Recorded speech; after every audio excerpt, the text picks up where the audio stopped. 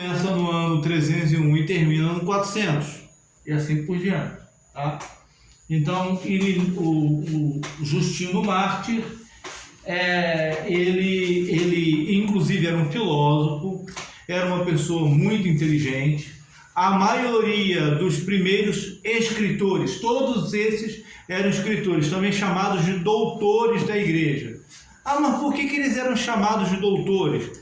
Porque eles eram os professores da igreja no tempo deles. Não significa que eles tinham lá o título de doutor porque estudou em determinada universidade e defendeu uma tese de doutorado. Não significa porque eles eram doutores no sentido de eles serem professores da igreja primitiva, tá? Então, Justino Mártir, ele era um filósofo, uma pessoa altamente instruída.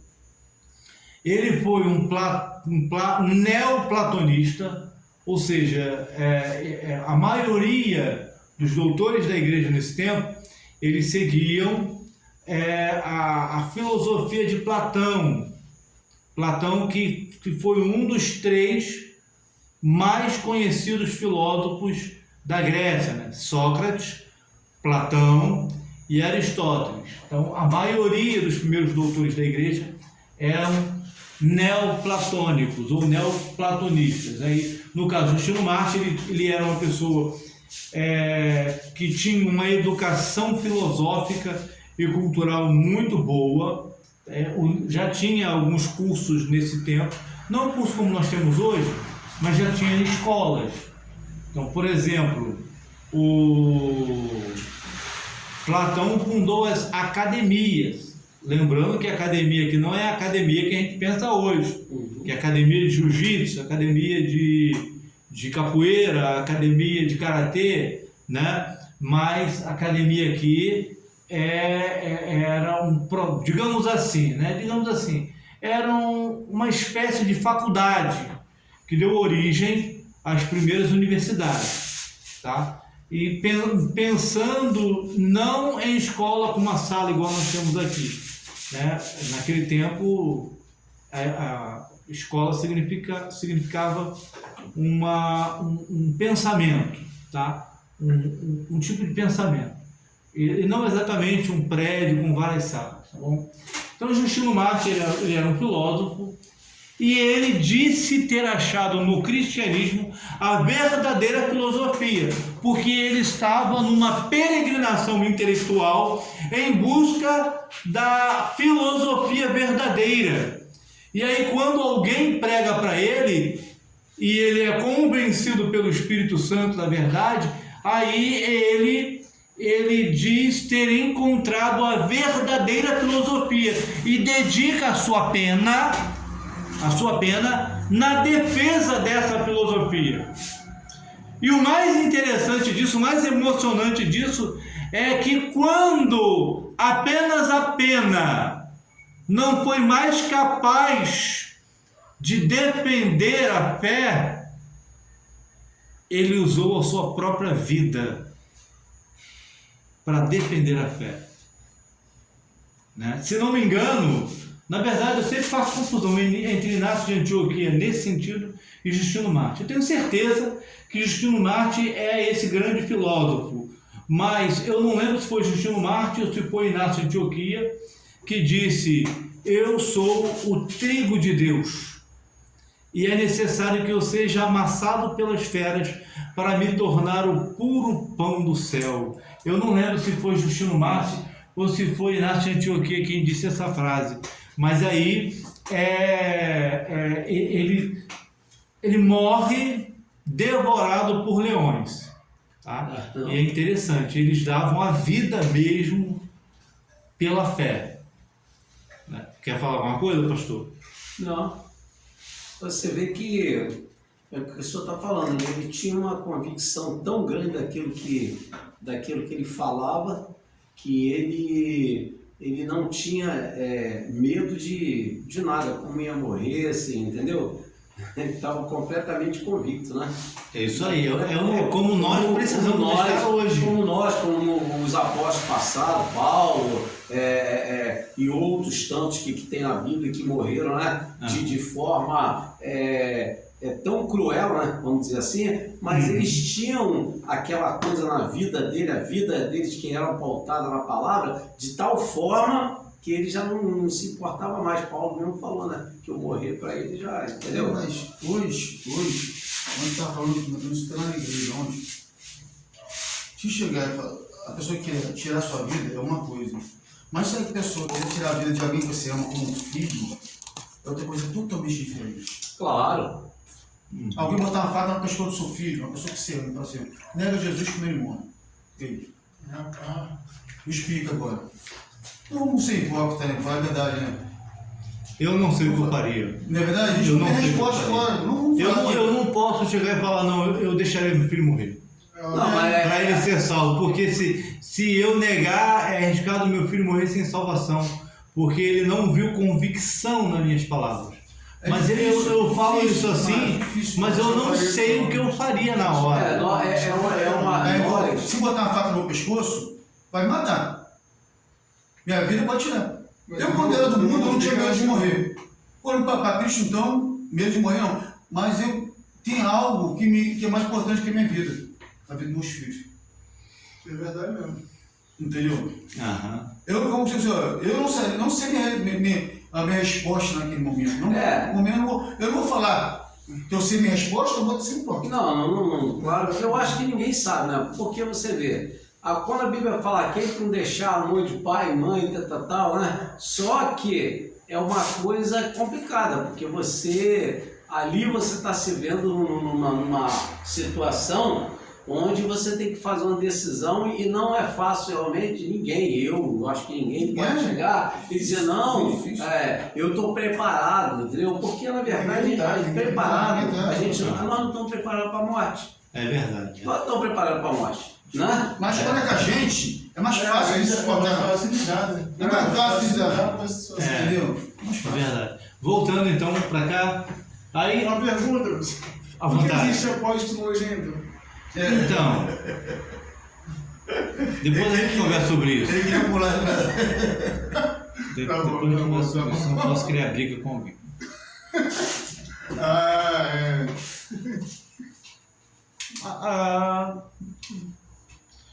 Apóstolo no Brasil, o primeiro. Valdomiro Santiago. Não, o primeiro.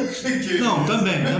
Tá gerando Duque. O primeiro apóstolo que veio com esse título foi o Miguel Ângelo. Apóstolo Miguel Ângelo, positivo. Foi ele, e ele era muito criticado. Hoje tem muitos apóstolos. Assim, eu não sei como eles adquiriram esse título. Tá? Porque se os próprios apóstolos não ordenaram outros apóstolos, quem que ordenou os atuais apóstolos para apóstolos? Eles. Né? Eles. Eu... Irmão, não tem tanta coisa que é inventada aí? Tem coisa que inventaram pastora na igreja. O Miguel Ângelo, ele acredita que uma vez salva, salva para sempre. Eu não sou favorável à pastora na igreja. No caso do Miguel Ângelo, ele é um ultra calvinista, porque o calvinista mesmo, ele defende essas ideias, mas ele diz o seguinte, se a pessoa for para o mundo e morrer no mundo, ela nunca foi salva.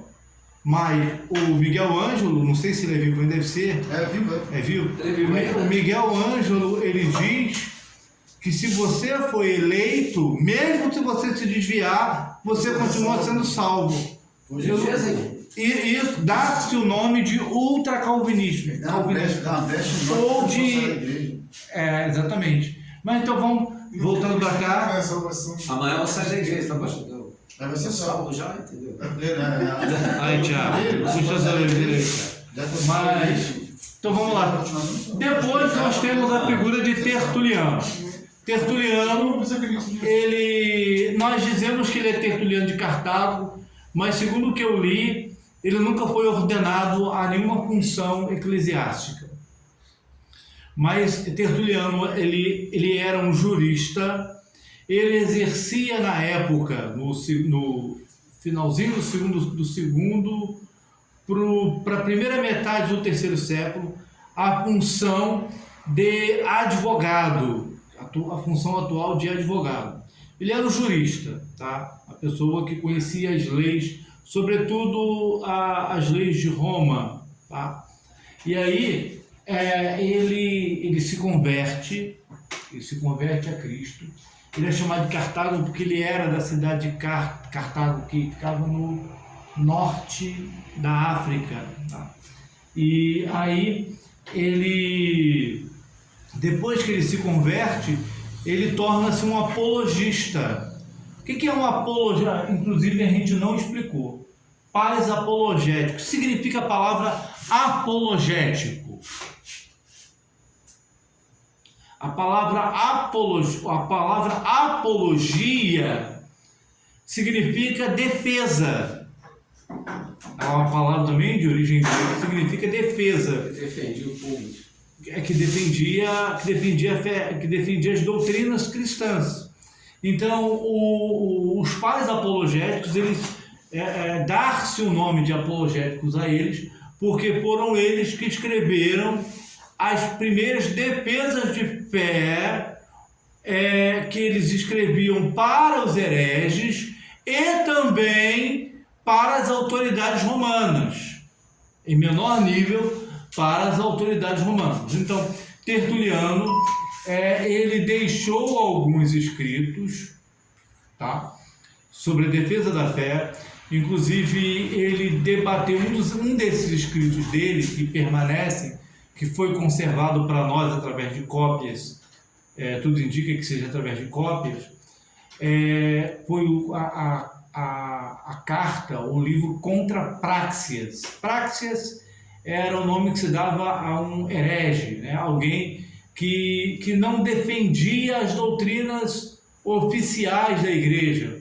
Então, o Práxias, ele ensinava aquilo que eu tinha chamado de unicismo, que o pai exercia a sua obra no Antigo Testamento, depois o pai veio com o título de filho e depois veio com o título de Espírito Santo. É como se fosse um ator que representa 3 papéis diferentes, né? 3 personagens diferentes. Então, Tertuliano estava debatendo com essa pessoa, e aí o resultado desse debate foi esse livro, Contra Práxias. E é este livro que apresenta o primeiro testemunho da doutrina da Trindade. A importância de Tertuliano está de que é no escrito dele que nós vemos pela primeira vez a palavra Trindade, porque a palavra Trindade, ela não se encontra na Bíblia. A gente pode ler a Bíblia de Gênesis e Apocalipse, nós não iremos encontrar a palavra Trindade. Então, também nós não temos certeza de que foi Tertuliano quem formulou a palavra. Pode ser que outros que viveram antes dele tenham formulado, tenham escrito, mas aí os escritos deles se perderam, ou pode ser que alguém tenha formulado a palavra e Tertuliano foi o primeiro a colocar no papel. Nós não sabemos, né? Mas sabemos de que esta carta, o livro de Tertuliano, é o primeiro a mencionar a palavra Trindade, Trinity, em latim, onde ele escreve dizendo mais ou menos assim: ainda está oculto o mistério que divide a Trindade em 3, Pai, Filho e Espírito Santo. 3, contudo, em personalidade, não em essência, não em substância, não em autoridade e não em poder, porque os 3 são da mesma substância, da mesma autoridade, da mesma essência e do mesmo poder. Então, a importância de Tertuliano reside, pelo menos uma, estou falando aqui de uma forma muito resumida a respeito dos pais da igreja, tá, irmãos? Mas reside na formulação da palavra. A palavra Trindade, ela foi uma palavra que foi formulada, talvez por Tertuliano, defendida pelos outros sábios da igreja, para explicar por que o Pai é chamado de Deus no Antigo Testamento, o Filho é chamado de Deus e o Espírito Santo é chamado de Deus. Então, formula-se a palavra Trindade para tentar explicar, né, essa parte aí da Bíblia, tá bom? Dos escritos do Novo Testamento. Tertuliano, ele vai depois, na sua velhice, entrar para uma nova vertente do cristianismo, que era considerado herege, que, se não me engano, era o montanismo. Era um tipo de heresia que como se eles eram parecidos conosco hoje. Eles eram parecidos com os pentecostais hoje. Eles exerciam o dom da profecia, da revelação, mas a heresia deles consistia deles dizerem que o que saía da boca deles estava em pé de igualdade com os escritos da Bíblia, né? E aí nisso consiste a heresia deles. Não sabemos por que Tertuliano se converteu a essa vertente considerada herética pelos demais pais da igreja, pelos demais bispos da igreja, mas tudo indica que é por isso que ele não foi ordenado a presbítero ou a bispo naquele tempo, tá bom? O outro pai da igreja é Clemente de Alexandria. A Alexandria, naquele tempo, existiam 2 centros teológicos. Eram os 2 mais influentes centros doutrinários da igreja. Um era em Antioquia da Síria e o outro era em Alexandria. Alexandria foi a cidade de Filo.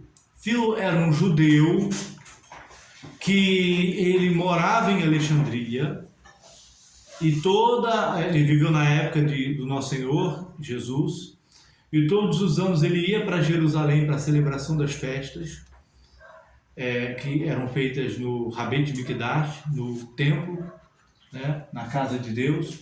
E aí ele dizia que Sócrates, Platão e Aristóteles foram salvos. E ele tentava fazer uma harmonização da Bíblia com a filosofia grega, sobretudo a filosofia de Platão, porque a maioria deles eram platônicos. E aí, só que as doutrinas, ou seja, algumas partes que entravam em contradição, ele dizia que tinha um significado simbólico.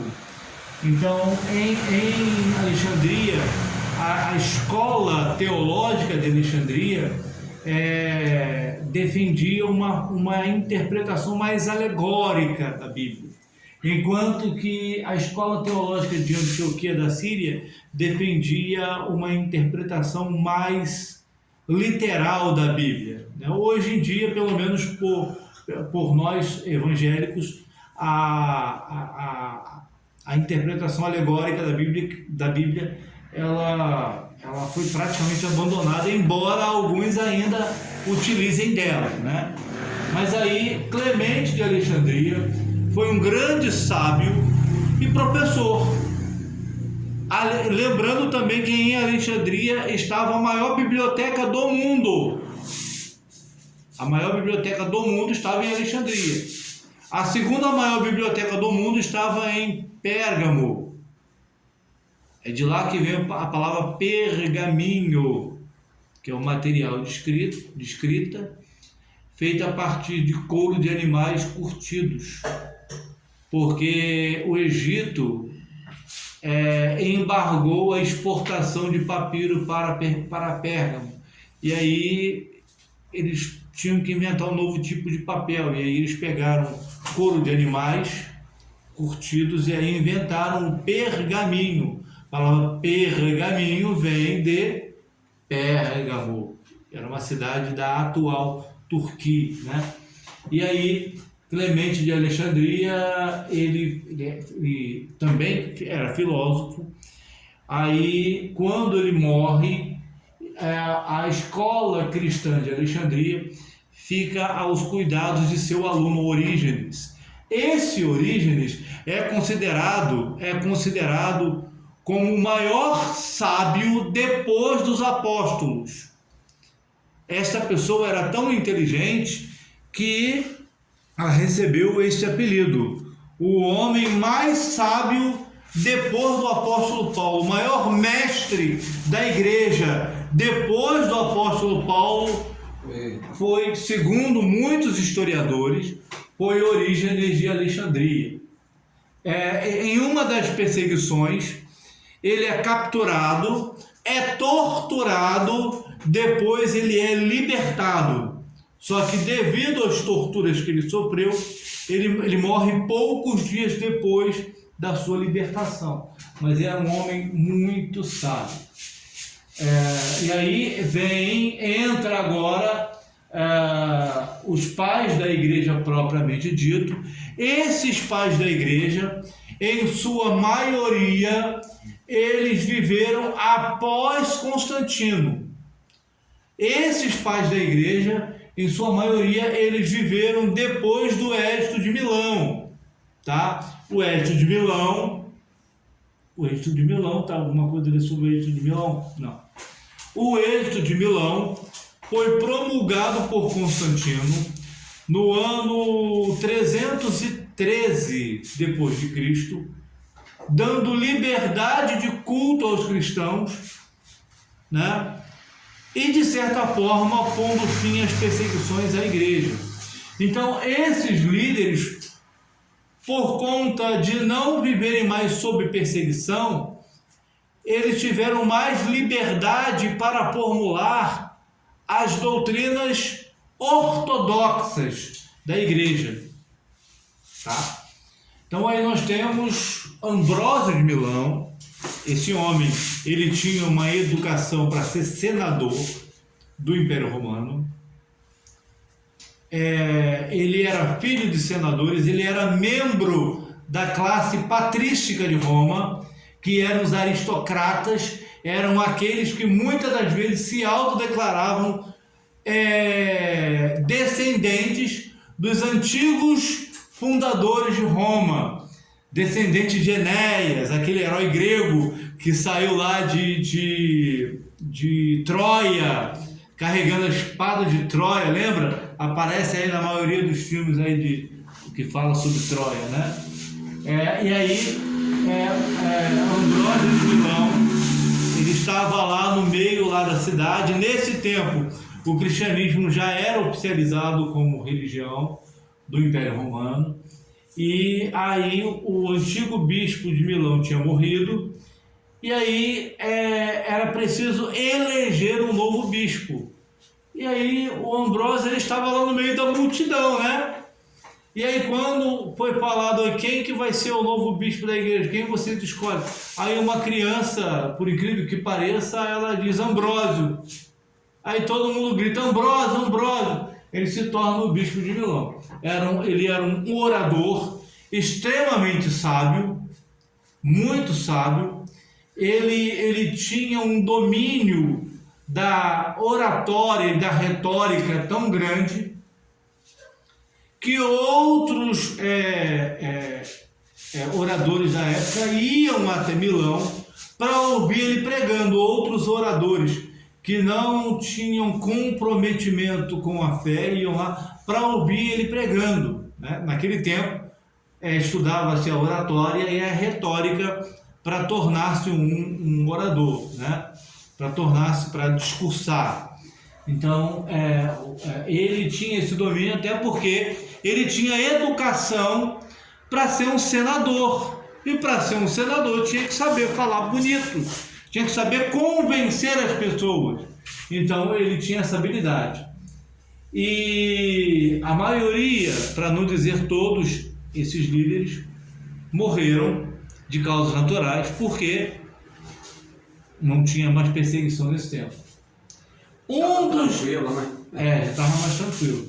Um dos líderes, que também era um grande orador, que foi até Milão, mas na verdade ele ainda não era cristão. Ele está mais para um ímpio devasso que vivia em prostituição antes da conversão do que nesse tempo, né? Do que para cristão. Depois é lógico, ele se converte, torna-se um cristão piedoso. Antes disso, não.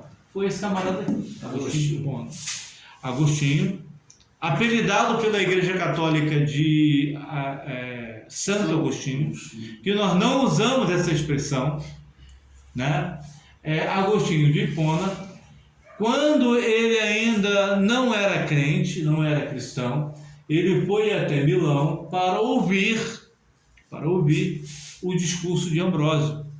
A mãe dele era cristã e ele estava sendo educado para ser um orador junto ao imperador romano. Oi? Mas ele rejeitou, não quis? Ele rejeitou depois.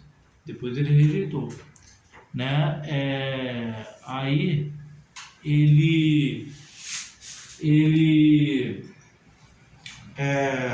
estava, inclusive ele tinha uma concubina, ele tinha um filho dessa concubina, né? Ele era aquela pessoa que gostava de viver em orgias, né? Igual muitos jovens de hoje, né? Prostituição e tal, antes dele se converter. E aí ele estava lá e de repente ele ouviu, parece que tinha uma canção, as crianças estavam cantando uma canção dizendo pegue e leia, pegue e leia, pegue e leia. E aí ele pegou a Bíblia, abriu e leu lá a carta aos Romanos, influenciou muitos cristãos, né? Influenciou Agostinho, influenciou Lutero. A leitura do comentário da carta de Martinho Lutero sobre Romanos influenciou John Wesley. E por último, que nós temos notícia, influenciou o Karl Barth, que é considerado um dos maiores teólogos, um dos mais influentes teólogos do século XX, né? Mas aí Agostinho pegou, abriu na carta aos Romanos, naquela passagem, tem uma passagem que diz não viver em orgia e tal. E aí ele pega, ele lê essa passagem e ele se converte. Ele se converte a Cristo e ele é enviado para Hipona. Se não me engano, Hipona também ficava no norte da África. E ali ele vai exercer o bispado cristão. Ele escreveu comentários da Bíblia, ele escreveu vários livros, alguns dos quais os livros mais influentes dos livros dos pais da igreja. Ele é considerado o maior teólogo da igreja primitiva, o maior sábio dentre os líderes da igreja primitiva. Ele escreveu dos seus livros, os que mais influenciaram foi o livro Confissões. Eu tenho esse livro lá em casa, físico. O outro livro foi A Cidade de Deus. Esse eu tenho em PDF. Ele escreveu A Cidade dos Homens. Esse eu também tenho em PDF. E tem um filme aí com isso aí, né? Tem. A Cidade de Deus e a Cidade dos Homens, né? Só que isso aí não tem nada a ver com o Sim, mas eu digo assim, eles pegam o nome ali, né? Eles examinam tudo, né? E aí eles vão lá e colocam, entendeu? Mas isso aí é porque é o nome do bairro. O nome da favela. É a Cidade de Deus e a Cidade dos Homens. Nossa, nós estamos são 29 minutos de aula só? Isso aí, cara. Acho que era 29. Não, tá. Eu pensei que tem mais, não tem? Tem mais? Mas falta 22 minutos para 9. 22 minutos para 9. Então vamos lá. Então, Agostinho, inclusive, esses livros, quando ocorre a invasão da África pelos povos invasores, né? Porque a queda do Império Romano do Ocidente, ela se dá por conta de invasões de povos germânicos, um dos quais eram os vândalos. Os vândalos invadem o norte da África e os livros dele, principalmente esses três, influenciam os vândalos, né? E aí esse camarada ele era muito sábio. E alguns dos conceitos que nós usamos hoje, ele foi formulado por Agostinho. Por exemplo, o conceito de igreja visível e igreja invisível é de Agostinho. A igreja visível é a igreja instituição. Todos que passam ali na frente pegam e leem a Igreja Evangélica Assembleia de Deus em Elianópolis, ali na frente. E eles nos veem reunidos aqui. Isso é a igreja visível. E ele ensinou também sobre a igreja invisível. A igreja invisível é aquela que só Deus conhece. É o trigo no meio do joio. É a igreja invisível.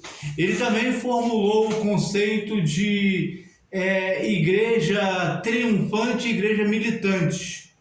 A igreja triunfante é a igreja que já triunfou. São os mártires, são os nossos irmãos que morreram em Cristo, que permaneceram fiéis até o fim. Esses fazem parte da igreja triunfante. E nós que ainda estamos vivos, somos da igreja militante, porque ainda estamos militando e precisamos permanecer firmes para alcançarmos a coroa de glória, né? E fazermos parte da igreja militante. Ele também formulou a doutrina da graça.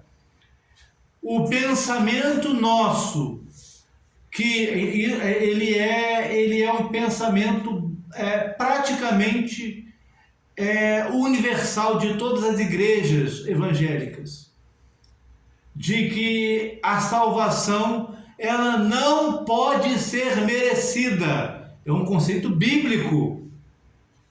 A salvação não pode ser merecida, ela não pode ser conquistada por esforços humanos, mas a salvação é um presente dado por Deus. Também é uma formulação de Agostinho de Hipona. Agostinho de Hipona, ele debatia com outro teólogo da época, que foi o Pelágio. Pelágio dizia que a salvação poderia ser conquistada, poderia ser merecida. E aí Agostinho debatia com Ambrósio sobre essa questão. No final, Ambrósio foi condenado como herege e Agostinho como alguém que defendia a ortodoxia.